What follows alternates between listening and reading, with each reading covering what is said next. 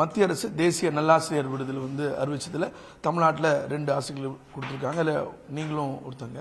முதலில் வாழ்த்துக்கள். எந்த அளவுக்கு உங்களுக்கு மகிழ்ச்சியாக இருக்கு மேம்? எனக்கு ரொம்ப சந்தோஷமா இருக்கு.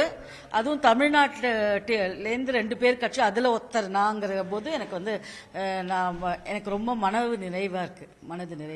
இப்போ நீங்கள் எத்தனை ஆண்டு காலமாக ஆசிரியர் பணியில் ஈடுபட்டிருக்கீங்க? இந்த விருது கிடைச்சிருக்கிறது உங்களுக்கு எவ்வளோ உத்தியோகமாக இருக்கு? நான் 34 வருஷமா மேக்ஸ் டீச்சராக இருக்கேன். 8 வருஷமா பிரின்சிபலாக இருக்கேன். நான் என்னோட மேக்ஸ் எஜுகேஷன் பிஹெச்டி பண்ணியிருக்கேன். மேக்ஸ் எஜுகேஷனில் சென்னை மேத்தமெட்டிக்கல் இன்ஸ்டிடியூட் அப்படிங்கிற இன்ஸ்டியூட்டில் படிச்சிருக்கேன்.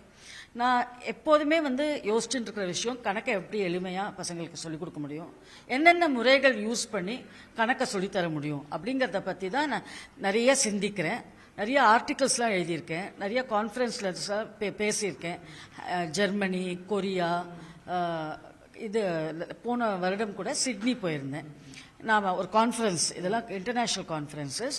அங்கே நான் என்னோட ரிசர்ச்சை பற்றி நான் நிறைய பேசுவேன். நிறைய பேர்கிட்ட நிறைய கற்றுட்டும் வருவேன். இதில் என்ன முக்கியமாக என்ன கற்றுக்கிறேன்னா, டெக்னாலஜி எப்படி யூஸ் பண்ணி கணக்கு ஈஸியாக சொல்லிக் கொடுக்கலாம். பசங்க கணக்கை கான்செப்ட்ஸை உள்வாங்கிட்டாங்கன்னா கணக்கு ஈஸியாக போட முடியும். நம்ம பயாட் பண்ணுற மாதிரி சொல்லித்தரக்கூடாது. மெமரிக்கு இதுவே தேவையே இல்லை. கான்செப்ட்ஸ் எப்போ ஸ்ட்ராங்காக ஃபவுண்டேஷனை நம்ம ஸ்ட்ராங்காக லே பண்ணிட்டோம்னா அப்புறம் பசங்க ஈஸியாக கணக்கு புரிஞ்சுப்பாங்க. இந்த மேக்ஸ் மேலே இருக்கிற இந்த ஃபோபியாலாம் போயிடும்.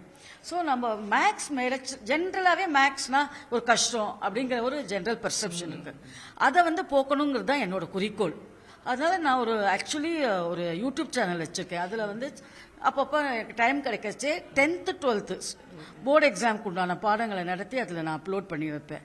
ஏன்னா யாருக்காவது ஒரு ரிவைஸ் பண்ணிக்கணும், ஒரு கான்செப்ட் தெரிஞ்சுக்கணும் அப்படின்னு நினைச்சாங்கன்னா அதை பார்த்துக்கலாங்கிற ஒரு இதுதான். ஸோ கான்ஸ்டன்ட்டாக நான் யோசிச்சுட்டு இருக்கிற ஒரே விஷயம், கணக்கை எப்படி பசங்களுக்கு எடுத்துன்னு போகலாம், எளிமையாக எப்படி சொல்லிக் கொடுக்கலாம். இந்த அங்கீகாரம் உங்களுக்கு எவ்வளோ சந்தோஷமா இருக்கு?